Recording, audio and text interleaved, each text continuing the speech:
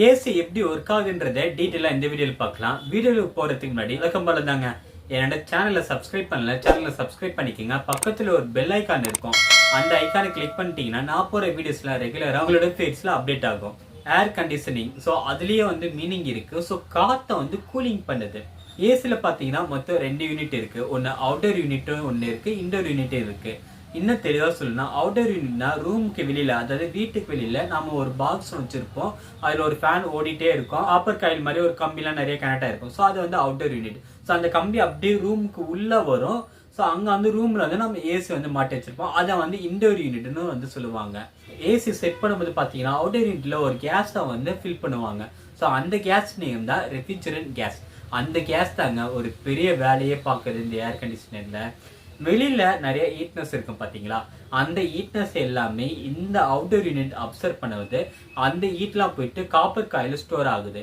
அந்த copper coil refrigerant gas store ஆயிருக்க அந்த கேஸ் ஸ்டோரேஜ்ல போயிட்டு கனெக்ட் ஆகும்.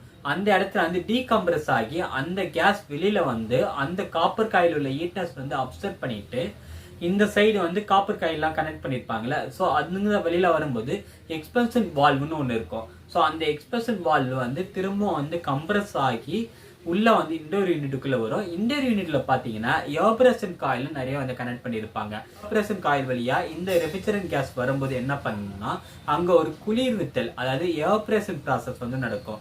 ஸோ அந்த எவாபரேஷன் ப்ராசஸ் நடக்கும்போது ஒரு கூலிங்கான ஒரு அட்மாஸ்பியர் வரும். அந்த கூலிங்கான அட்மாஸ்பியர்ல இன்னொரு யூனிட்ல ஒரு ஃபேன் ஓடிட்டே இருக்கும்.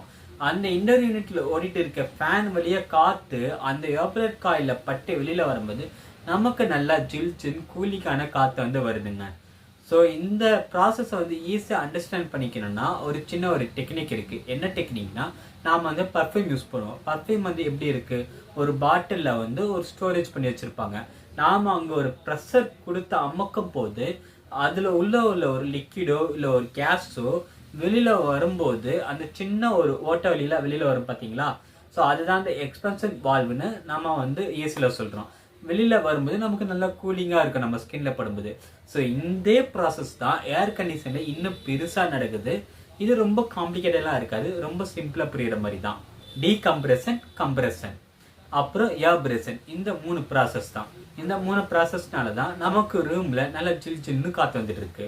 இந்த மாதிரி நிறைய science fact and UMNO fact அப்புறம் குக்கிங் வீடியோஸ்லாம் பார்க்கணுன்னா ஸோ மறக்காம என்னோட சேனலை சப்ஸ்கிரைப் பண்ணிக்கோங்க. உங்களோட ஃப்ரெண்ட்ஸுக்கும் ஷேர் பண்ணுங்க.